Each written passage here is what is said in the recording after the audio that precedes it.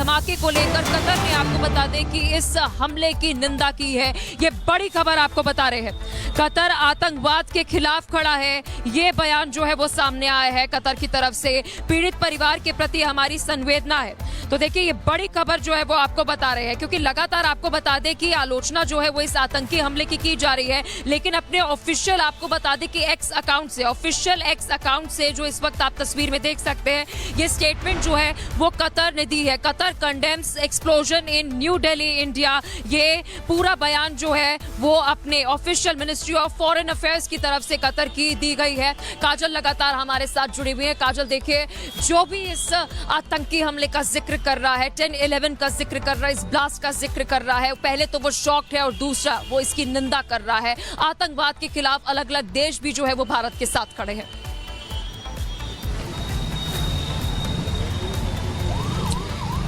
जी बिल्कुल, जाहिर तौर पर आप जो कह रही हैं कि अलग अलग देश भी भारत के साथ खड़े हैं और ऐसे में भारत उसी मंसूबे को पूरे तरीके से, उसी मंसूबे का पर्दाफाश करने के लिए लगातार अपनी कई बड़ी एजेंसियां जो है इसके पीछे लगा रखी है और एजेंसियां लगातार अलग अलग राज्यों में भी जांच कर रही हैं और अल-फलाह यूनिवर्सिटी में भी लगातार जांच चल रही है। और जैसे जैसे जांच का दायरा बढ़ता जा रहा है, वैसे वैसे नए नाम और नए चेहरे जो है वो लगातार सामने आ रहे हैं और देखने को मिल रहा है।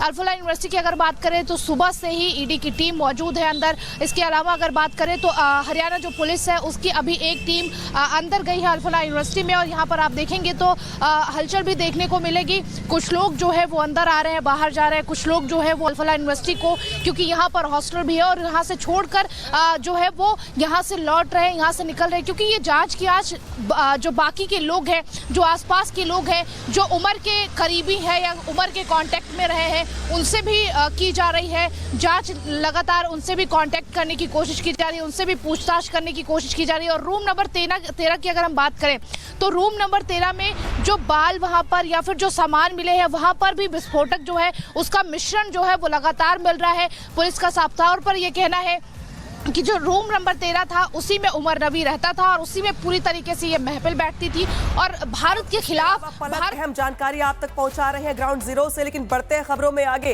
और अब बात करेंगे दिल्ली ब्लास्ट की अगली कड़ी की। जैश की व्हाइट कॉलर टेरर नेटवर्क के खुलासे के बाद शिकंजे में आए डॉक्टर आदिल को लेकर चौंकाने वाला खुलासा हुआ है। जांच में यह सामने आया है कि आदिल भी दिल्ली धमाके के बाद देश छोड़कर भागने की फिराक में था, लेकिन वो कामयाब नहीं हो पाया। कैसे डिकोड हुई आदिल की नापाक साजिश, दिखाते हैं आपको एक्सक्लूसिव रिपोर्ट में।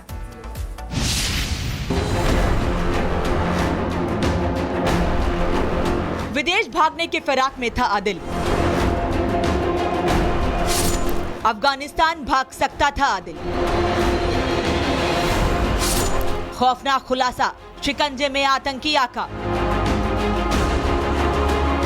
दिल्ली धमाके की जांच में जैश के व्हाइट टेरर गैंग को लेकर एक सनसनीखेज खुलासा हुआ है।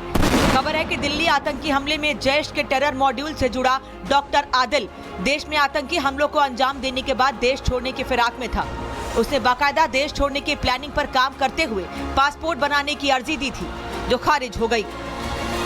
हम इस वक्त डॉक्टर आदिल के घर के ठीक बाहर मौजूद हैं और डॉक्टर आदिल वही शख्स है जिसको सहारनपुर से गिरफ्तार किया गया है जांच एजेंसियों के द्वारा। डॉक्टर आदिल के घर के बाहर एक पोस्ट ऑफिस से एक पोस्ट आई है और इस पोस्ट में आप देख सकते हैं इन्होंने अप्लाई किया था पासपोर्ट को लेकर और पासपोर्ट एप्लीकेशन उनका प्रोजेक्ट हो चुका है।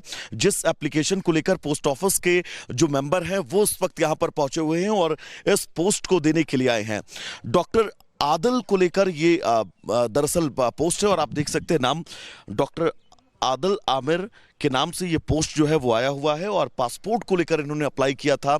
यानी कि पासपोर्ट को लेकर एप्लीकेशन उसी सिचुएशन में रिजेक्ट होता है जब पहले से ही आपका पासपोर्ट बना हो, आप कोई नया पासपोर्ट जो है वो डालने के लिए एप्लीकेशन दे, ऐसी परिस्थिति में आपका जो है वो एप्लीकेशन रिजेक्ट हो जाता है। यानी कि वो तमाम कोशिशें थी पासपोर्ट के जरिए भी यहाँ से क्या ये विदेश भागने की कोई नई कोशिश थी, इसको लेकर भी अब लगातार जांच एजेंसियां आगे की जांच पड़ताल कर रही हैं। रिपब्लिक भारत के पास आदिल की पासपोर्ट से जुड़े वो कागजात हैं जिससे ये साबित होता है कि आदिल पासपोर्ट बनवाने के लिए बेचैन था, लेकिन जांच एजेंसियों के रडार पर आए आदिल के परिवार की संदिग्ध गतिविधियों को देखते हुए उसकी अर्जी खारिज कर दी गई। ड्रोन के जरिए वाकई दानिश इन तमाम विस्फोटकों को उन टारगेट पर ले जाकर ब्लास्ट करने वाला था जिस टारगेट के जरिए वो अपनी मंशा में कामयाब हो सके। कितने टारगेट थे, कितने टारगेट को हिट करना था और इस लिस्ट में और भी कितने ज्यादा आतंकी जो हैं वो शामिल हैं, ये सबसे महत्वपूर्ण है क्योंकि लगातार पासपोर्ट को लेकर भी खबर सामने आ रही है। ये वो डॉक्यूमेंट था जिस डॉक्यूमेंट के जरिए ये समझा जा सकता है कि उसने पासपोर्ट को लेकर अप्लाई किया था, लेकिन पासपोर्ट एप्लीकेशन उसका जो है वो खारिज हो गया है। तो क्या इस पूरी वारदात को, इस पूरी प्लानिंग को ये लोग अंजाम देने के बाद यहां से विदेश भागने की फिराक में थे?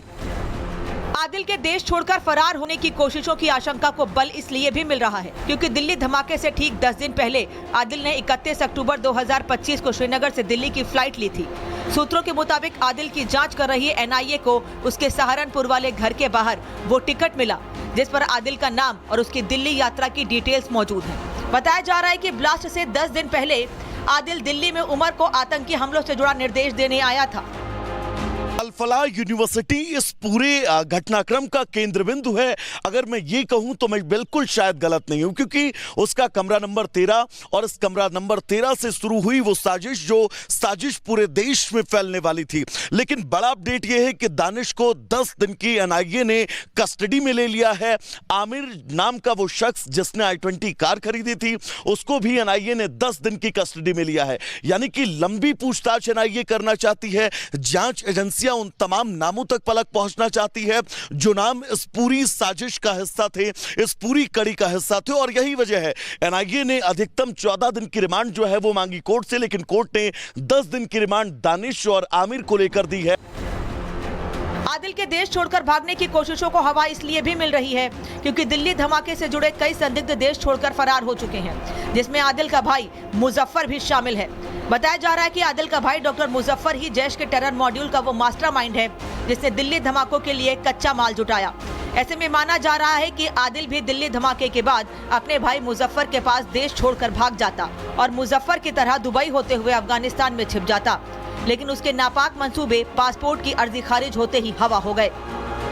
Bureau report, Republic Bharat.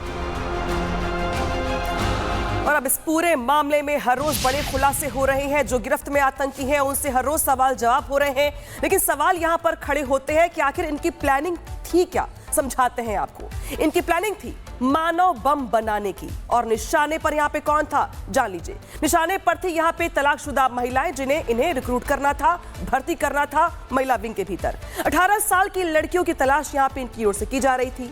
परिवार से जो लड़कियां दूर रहती हैं उन पर इनकी खास नजर थी। मानव बम का कोड वर्ड मुजाहिद जंगजू दिया गया था और इसी वजह से यहां पर हर रोज बड़े खुलासे हो